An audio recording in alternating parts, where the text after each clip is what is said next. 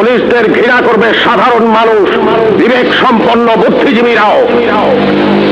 আপনারা সবাই ভুলে যাবেন AK-47 মতো মারাত্মক অস্ত্র পাওয়া গিয়েছিল আসামিদের কাছে।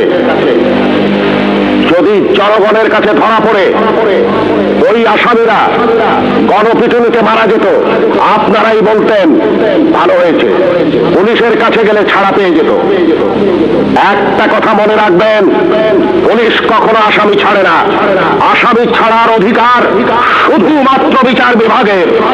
বলুন তো, AK-47 মতো রাইফেল কেন এদেশে আসবে, যা শুধু যুদ্ধক্ষেত্রে ব্যবহৃত হবে? কেন AK-47 বাংলাদেশে আসছে? কিসের আলামত? 9 শুটার বন্দুক কেন টিসিবির মাধ্যমে হাজার হাজার বন্দুক সাধারণ মানুষের হাতে তুলে দেওয়া হচ্ছে? কেন? কে জবাব দেবে? এই 9